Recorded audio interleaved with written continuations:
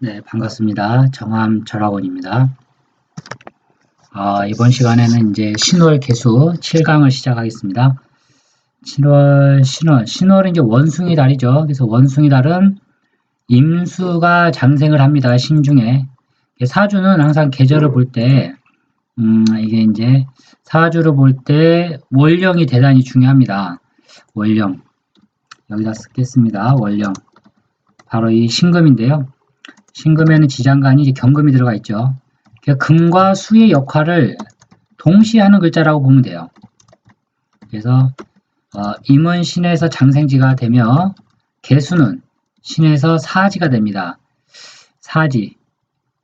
근데 실제로는 이건 운송법에 의한 해석이고 실제로는 약하다고 보지 않습니다. 다 같은 물을 만들어주는 글자이기 때문입니다. 자, 이제 신월개수 이렇게 오늘은 두 개의 예제를 또 준비를 했습니다. 사주가 뭐 다 같은 신월의 개수죠. 그래서 구조가 천간구조나 지지구조가 좀 많이 다른 사주인데 어떻게 좀 차이점이 있는지 또 잘 살펴보시게 되면 왜 한 분은 상사라는 벼슬까지 가고 또 한 사람은 그냥 빈승이란 가난한 승려라는 겁니다. 그래서 그런 사주가 되어 있는가 좀 이제 판단을 해보시면 좋을 듯 싶습니다. 일단 신월개수 원문을 한번 살펴보겠습니다. 7월 개수는 정, 모왕, 자상지시라. 모왕, 자상은 다들 아시지만은 인수도 강하고 그 다음에 일간도 강한 그런 왕성한 계절이라는 겁니다. 그래서 신금이기 때문에 그렇죠. 이 신은 금이고 금은 금생수로 개수를 밀어준다. 그래서 모왕, 자상의 상태다. 모왕자상이라는 말을 저희가 이제 많이 쓰는데 이게 어떤 실제 통변에서는 이걸 어떻게 적용을 시켜야 될까요? 참 다양한 해석법이 있는데 모왕자상은 말 그대로 식상이 죽죠. 예. 모왕자상 인수가 강하면 식상은 죽습니다. 식상만 죽나요? 관성도 죽지요. 죽는다는 표현이 약해진다는 겁니다. 이제 저의식 표현인데 제가 공부할 때 좀 그런 식으로 표현을 많이 했어요. 근데 그런 표현을 잘 안 쓰면 좋을 것 같은데 습관이 돼서 어떤 오행이 약해지는가, 사하는가, 이제 그걸 자꾸 잘 판단을 해야 됩니다. 개수 사신 여기 나와 있네요. 개수가 비록 사신, 신궁인데 우리가 이제 궁이라는 표현을 많이 쓰죠. 그래서 개수가 신궁에서는 사지라는 거죠. 임수는 장생이지만 개수는 음이기 때문에 생과 사과 음약이 바뀌어버립니다. 그래서 수, 부지, 신중, 유경생지라 이거는 뭐냐면 이제 개수가 비록 운성으로는 사지에 속하나 수, 부지 이게 모른다는 얘기죠. 알지 못하는구나. 신중, 유경생지 신중에 경금이 있어서 생하는 이치를 이제 알지 못한다. 알지 못하고 지금 하는 소리라는 겁니다. 쉽게. 그래서 명, 사처봉생 사처봉생, 육효나 이런 쪽에서 많이 나온 단어인데 사처봉생 많이 나오죠. 죽는 곳에서 다시 사는 생을 만난다 그런 얘기인데 말은 거창한데 실제로는 그렇게 의미가 있는 건 아닙니다. 약중 부강, 약한 중에 다시 강해진다. 이게 이제 말이 안 맞죠. 개수는 신에서 사지면 사지지 약중 부강 다시 또 강해진다.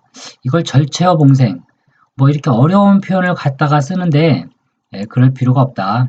신중의 경금이 금생수로 밀어준다. 이렇게 보시면 됩니다. 즉 운행 서북, 운행이 서북으로 가니 서북은 이제 태방과 간방이죠. 그래서 금수 방향입니다. 그래서 또한 역부사라, 역부사야라. 죽지 않는다. 힘이 약해지지 않는다. 단 경사령, 강의 극이라.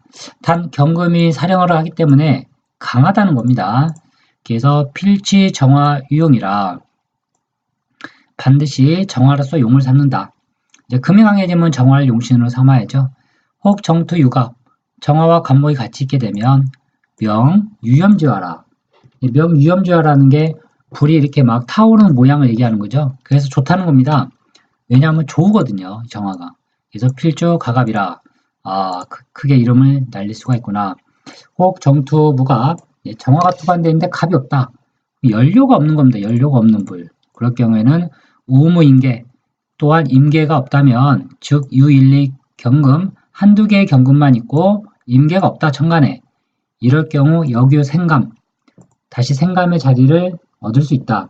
생감도 이제 다 그 벼슬 유치입니다. 벼슬 이름. 유이정 경묘라. 다시 두 개의 정화를 보면 이 또한 묘하다. 묘하다라는 것은 사주가 좋다라는 얘기입니다. 이 뜻은. 혹 금다 빚정제자라. 혹 금이 많은데 정화가 없는 경우에는 빈곤진이라 아주 가난한 사람이다. 왜 금이 많은데 정화가 없으면 이런 현상이 일어날까요? 이런 걸 이제 잘 유추 해석을 해야 됩니다.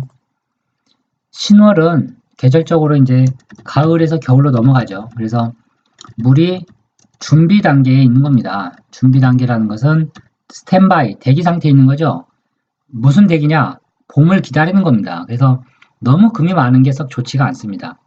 뭐 인수가 많다고 해서 그런 사주를 공부를 잘한다고 보게 되면 절대 안 된다. 사주에 인수가 있다고 공부를 다 하는 게 절대 아니라는 거죠. 격국으로 보게 되면 이제 막 이상한 해석이 나오는데 혹 일정 좌우, 혹 하나의 정화가 좌우. 일지에 이제 녹을 깔고 있는 거죠. 오화는 정화의 녹이다, 녹지다, 뿌리라는 얘기입니다. 뿌리. 뿌리는 곧 뭐냐면 사주의 핵이다. 핵이라고 하는 것은 정신이고 돈이라는 얘기죠. 명독재격. 이걸 일컬어 재격이라고 하는데 독재격. 뭐 독재격이라는 말은 제가 이제 격국에서도 많이 들은 단어는 아닌데 간혹 이 공통보감에서 이런 단어가 이제 좀 보이긴 합니다.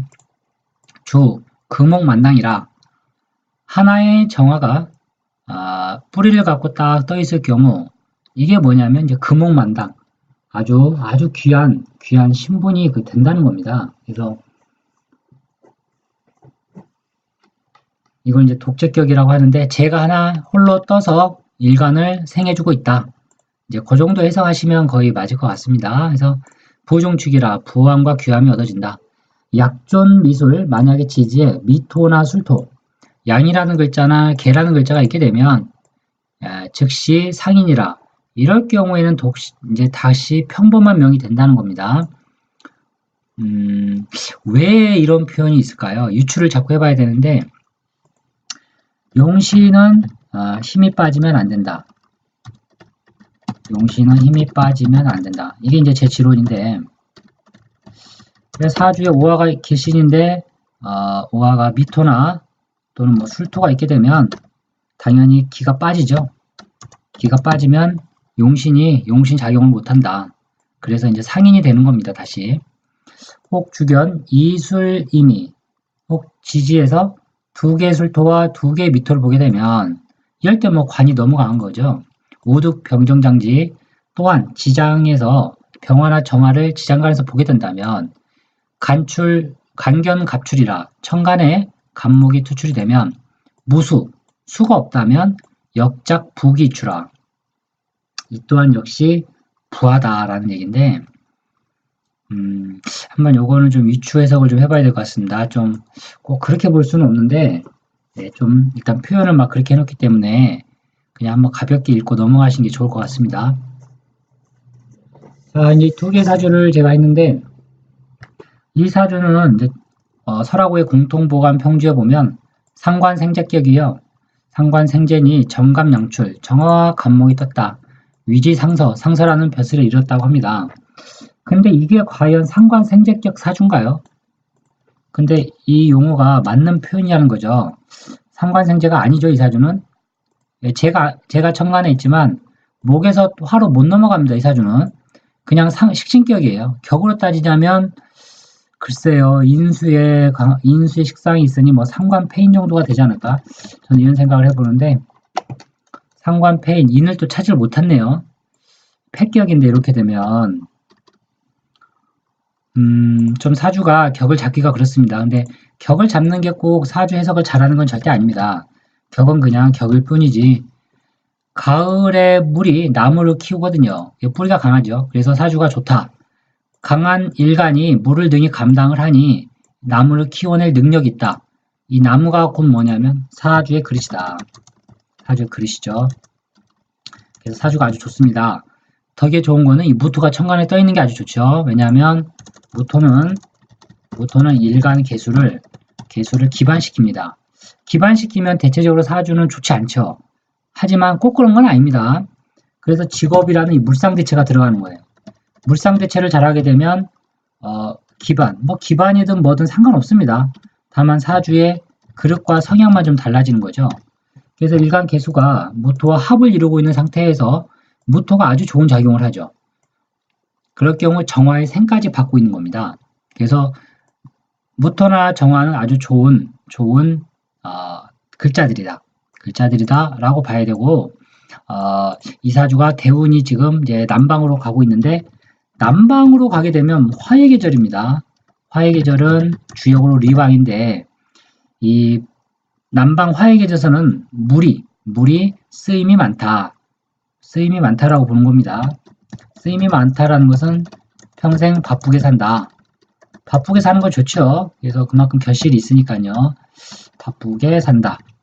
그래서 인묘목의 뿌리가 그래도 강하기 때문에 신유금이 있어도 괜찮습니다. 예, 사주가 물론 지지로 다 충을 맞고 있어서 조금 이제 약간의 문제는 있으나 우여곡절을 겪겠으나 원국이 사주가 좋기 때문에 크게 무리가 없다. 자, 이제 다음 사주는 같은 신월의 개수입니다. 신월의 개수인데 설기시키는 글자가 없죠. 설기시키는 식상이 없다. 두 번째, 목이 없다. 세 번째, 화가 없다. 토가 없다. 뭐 다 없는 사주죠. 이 사주 딱 보면. 근데 꼭 없다고 나쁜 건 아닙니다. 사주가.